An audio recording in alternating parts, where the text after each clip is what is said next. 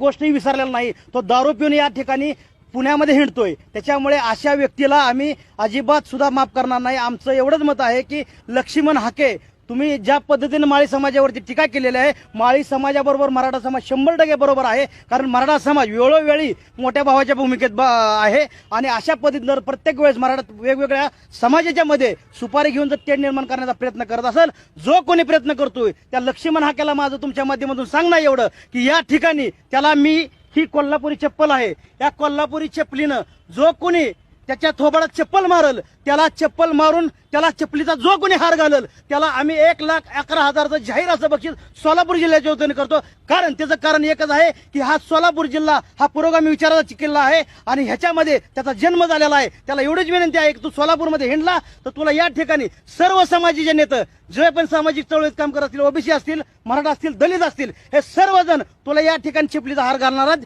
त्याच्यामुळे तू कुणाच्या जर सुपाऱ्या घेऊन अशा पद्धतीने जर प्रयत्न करत असतील तर तुला जशाच त्याचं उत्तर दिलं जाईल. पण साहेब, जो व्हिडिओ व्हायरल झालेला आहे त्याच्या व्हिडिओमध्ये छेडछाड केली असा देखील आरोप लक्ष्मण हाकेंनी केलेला आहे. आता पाठीमागं पुण्यामध्ये दारू प्यालतात त्यावेळेस काय ते व्हिडिओ व्हायरल तो त्याच्यामध्ये छेडछाड केली होती का? म्हणजे किती लोकांना आहे महाराष्ट्रातली जनताच काय एवढी दूधखुळी नाही, जनता खूप हुशार आहे महाराष्ट्रातली.